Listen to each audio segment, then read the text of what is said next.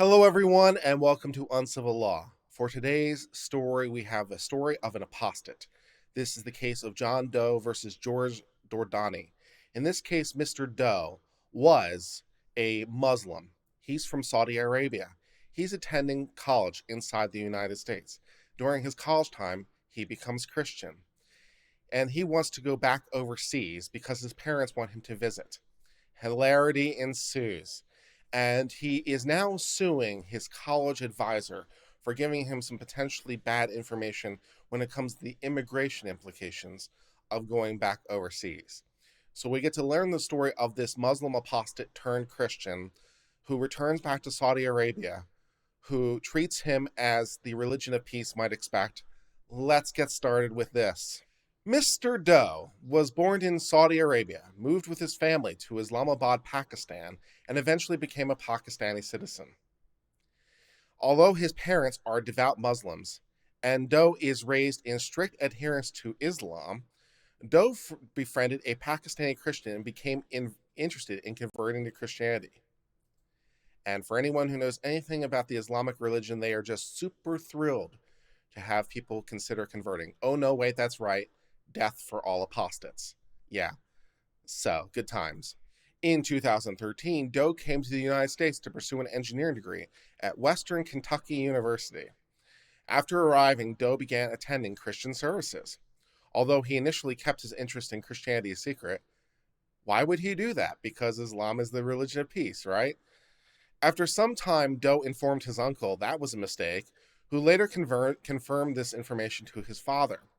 This caused Doe's father to withdraw financial support. Yeah, that's going to be the least of his problems. Doe's father later requested that Doe return to Saudi Arabia because Doe's father and mother were separating and his father had an important hearing.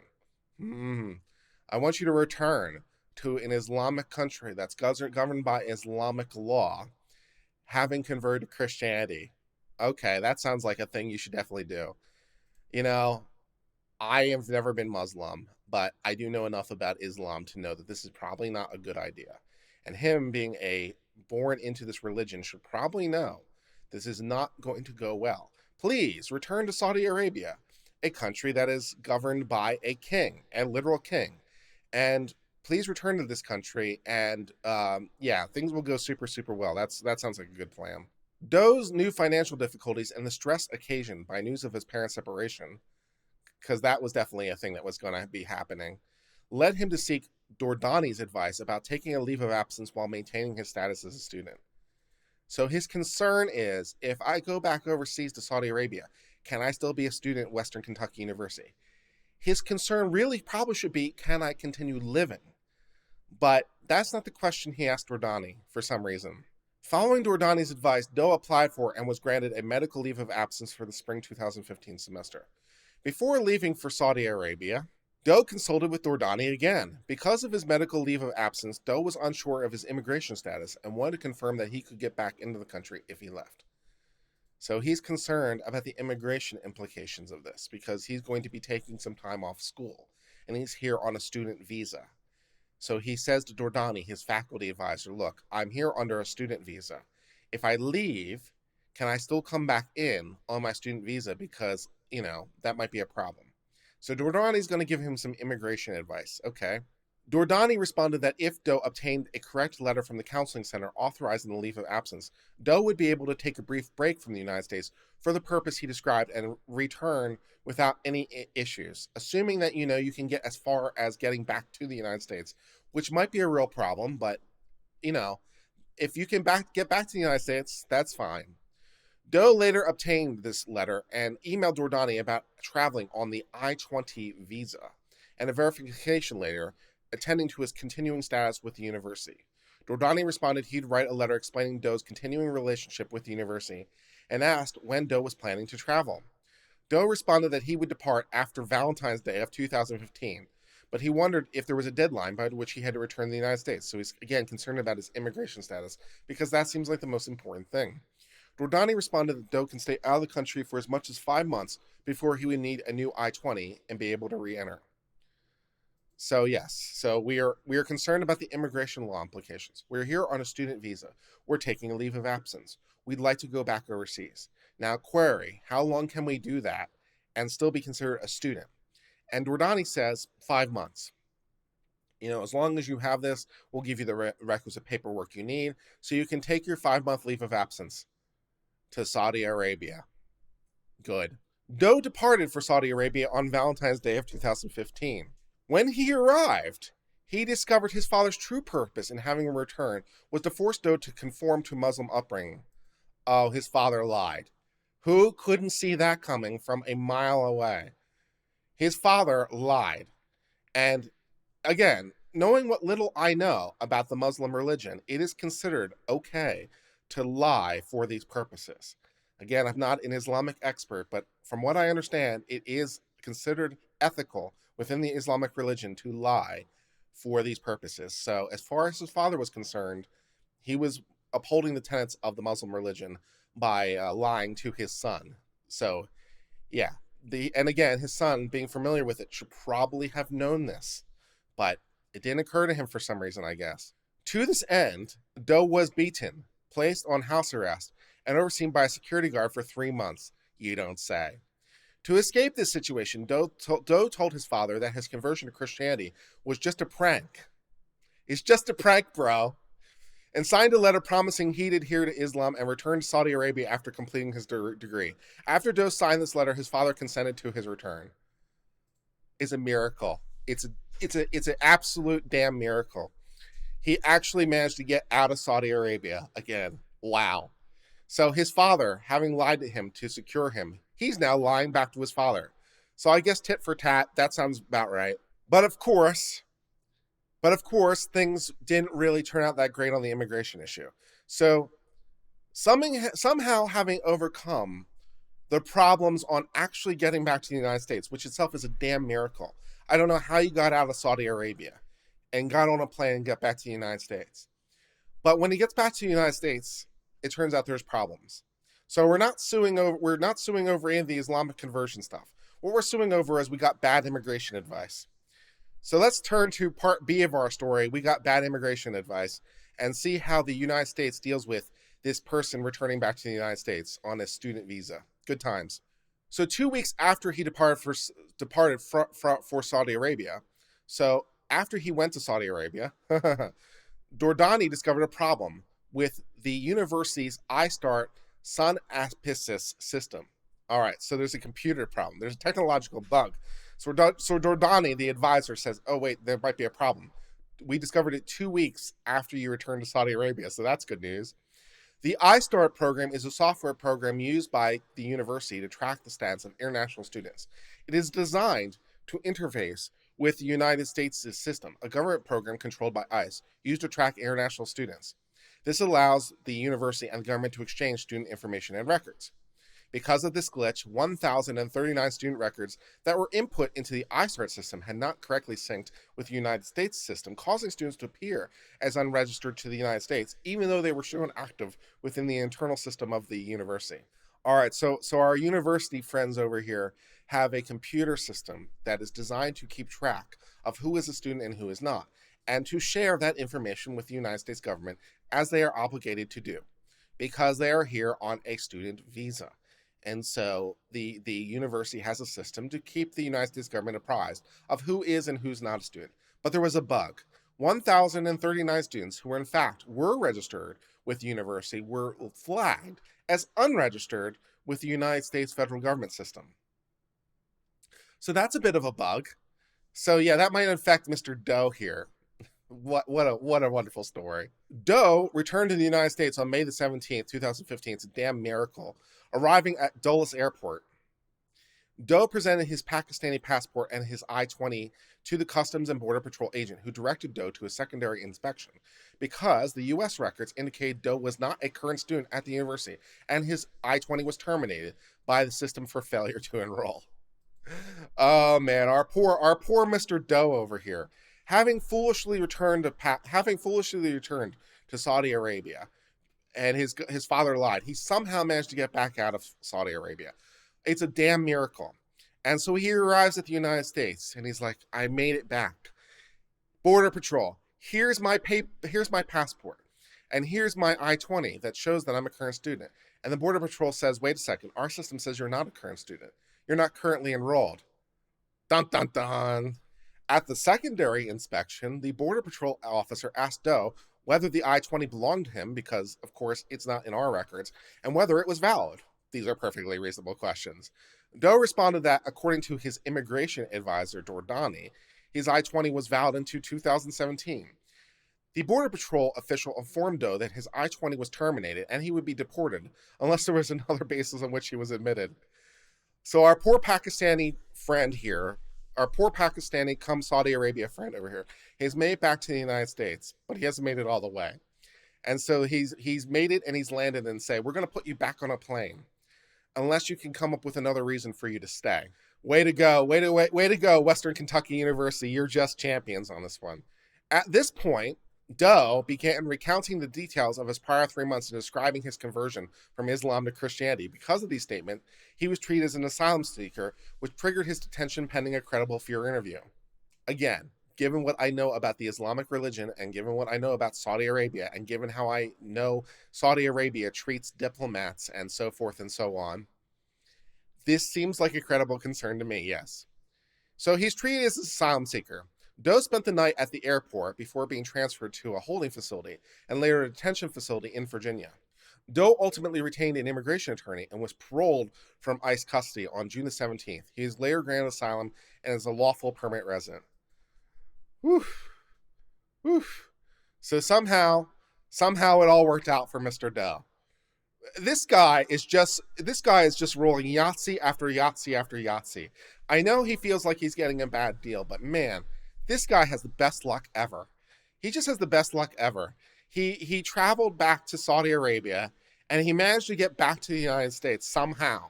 He managed to get out of Saudi Arabia somehow. And having landed in the United States, he's initially detained, but he says, wait, I have a valid asylum claim. And then his asylum claim is granted and he's granted lawful permanent status. This guy is the luckiest guy ever. But he's going to be sad because Dordani gave him some bad advice. And he had some problems with his paperwork. So he's now going to sue Dordani for his bad immigration advice, when he should be thanking whatever God he now believes in for this miracle upon miracle upon miracles. Somehow, he has made it, despite the odds. It's wonderful. So Doe filed this lawsuit against Dordani, alleging that Dordani was negligent in advising Doe of his immigration status and his ability to re-enter. Doe filed this lawsuit against Dordani, alleging that Dordani was negligent in advising Doe of his immigration status. Following discovery, Dordani moved for summary judgment, asserting 4 independent arguments. So Dordani says, I have some defenses. Great, let's learn a little bit about Dordani's defenses. Dordani says he's entitled to official immunity. He acted with reasonable care and did not breach any duty owed to Doe. His asylum claim was an intervening act that constitutes a superseding cause, and Doe failed to prove any damages. The district court determined that Dordani was entitled to official immunity under Kentucky law because his advising Doe regarding his immigration status was a discretionary act. So Western Kentucky University is a public university, and with public university status comes perks. And it comes with drawbacks and it comes with perks. The drawbacks are that the university is bound by the Constitution. The perks are that because you're now a state official, you get to claim immunity. So it's like, oh, I gave you bad advice, but I have immunity for my advice because of, my official status. So let's learn a little bit about Dordani's implications in all this. Because no university policy mandated that Dordani check his immigration status through the United States federal system, the district court concluded the action was discretionary because the action undertaken, the ascertainment of status, could be performed in more than one way. So the district court said, oh, this is a discretionary act because there's more than one way you could go about it. That makes it discretionary. The district court determined that because the act was discretionary and Doe did not contend that Dordani acted in bad faith, Dordani was entitled to official immunity. The court dismissed the complaint and Doe appeals. In chat, Higgins says, surely then the state has some responsibility. Sovereign immunity, baby. Sovereign immunity. We might have given you bad advice, but we're not responsible for anything. All right. The district court granted the summary judgment based on the official immunity. A district court recognizes that a determination of immunity depends upon classifying the act in one of two ways, discretionary or ministerial. Thus, immunity rests not on the status of the official, but on the function performed. So a ministerial act is just a name for when a person has to do something. So there's no, it's a straight rubber stamp. So you must do it. And a discretionary act is one in which you don't have to do it. So it may turn on whether it's ministerial or discretionary. Did I have to do this, or was it optional? All right, so it turns on that status. Kentucky law affords official immunity to its officers only for acts performed in the exercise of discretionary functions. So if it's ministerial, we don't give you immunity. If it's discretionary, we do. The immunity applies to negligent performance of discretionary acts or functions, those involving the exercise of discretion or judgment, or personal deliberation, decision, and judgment that are made in good faith and within the scope of the authority. Official immunity does not apply to ministerial acts or functions that require only obedience to the orders of others, or which an officer's duty is absolute, certain, and imperative, involving merely the execution of a specific act arising from fixed and designated facts. That a necessity may exist for ascertainment of those facts does not convert one to discretionary nature. So if you're looking for a good classic example of a ministerial act, your go-to here would be the issuing of a marriage license. That would be an example, and that was the whole problem. Well, that was a major problem with what was her name? I think it was Kim Davis, who refused to sign off on marriage certificates in whatever county she was a county clerk for. Her acts were ministerial, so they're non-discretionary. Her role is simply to determine the facts. Do I have two people before me? Are they of the right age? Are they able to be married? In other words, have they been previously married? And if so, do I have the paperwork to prove their disillusionment of their prior marriages? And so forth and so on. No, so there are some questions that the person has to ask. But once those questions are satisfied, it's ministerial. All I have to do is sign the paperwork, and I don't have discretion in that act. So Kim Davis got in trouble because when she was refusing, it wasn't because they were underage. It wasn't because they were already married. It wasn't because they were, intoxicated or appeared to be unable to consent. She was doing it because she didn't like the homosexuals. That's not one of the list of reasons that was available, particularly after Obergefell. So she had to do it, and because she didn't, she wound in trouble. But here, the question is, did what Dordani do? Was that ministerial in the same sense of Kim Davis, just signing off on paperwork, or was it discretionary in terms of I didn't have to do something or I had more than one way of going about it? All right. Tony in chat asked me, isn't it possible to argue ministerial being Dordani is assigned to advisor, meaning he's obligated to help him be correct? Sure, it's absolutely possible to argue those things. And that is a large part of what this lawsuit is about. So yes, Doe is in large part arguing that this is ministerial for largely those reasons, and Dordani is arguing it's not for largely the opposite reasons. So yes, it is absolutely possible to argue that. Now we have to figure out which one of those arguments is correct. So let's figure it out by reading more of the lawsuit. The act giving rise to Doe's negligence claim was Dordani's inaccurate response to Doe's inquiry about whether it was safe for him to re-enter the country. Therefore, the dispositive question in this appeal is whether Dordani's communication toward Doe was discretionary or ministerial in function. So which is it? Kentucky courts have not yet considered a claim of official immunity arising out of similar facts. Not surprising, I wouldn't think it would come up very often. However, the closest case we have on point leads us to conclude that this act was ministerial. In the same way that in the prior case, the inaccurate information was a purely ministerial act, so too was Dordani's inaccurate statement that Doe that his I-20 remained valid. In both cases, the officials undertook a simple, straightforward administrative task of giving positive or negative response to an inquiry that they received. It is true that unlike in the prior case, Dordani had to ascertain facts that would be communicated to Doe, and that he had two possible ways to communicate it. So he did have multiple ways of going about it. But Kentucky courts have cautioned that an act does not become discretionary merely because there's a necessity to ascertain the facts. So yes, you had the obligation to determine the facts. And yes, you had multiple ways to communicate it. But that does not convert this into a discretionary act. You had to do it. There were multiple ways of you going about it, but you had to do it one way or another. So maybe you screwed this up and maybe you're liable as a result. Let's read on. And for the foregoing reasons, we reverse the district court's grant of official immunity and remand for further proceedings. So that is the end of the case of John Doe versus George Dordani. In this case, we learn that Mr. Doe is the luckiest person on the face of the earth. Having been a Muslim, born Muslim, and growing up in Muslim countries, he comes to the United States and becomes a Christian. His father lies to him and brings him back to Saudi Arabia, and somehow, through a miracle of miracles, he manages to get out of Saudi Arabia and back to the United States. Once he gets here, however, his paperwork is not in order because there was a problem with the system. And now he wants to sue his advisor for giving him bad advice on this. And the Court of Appeals determines that yes, this was a purely ministerial act. There might have been multiple ways to go about it. There was, in fact, an obligation to determine the facts, but ultimately you screwed this up. And it was something you had to do, not the discretion of what to do. Like, the way to go about it was discretionary, so you had multiple ways to go about it, but in the end, you had to rubber stamp the form, as it were. And having screwed it up, you might be liable.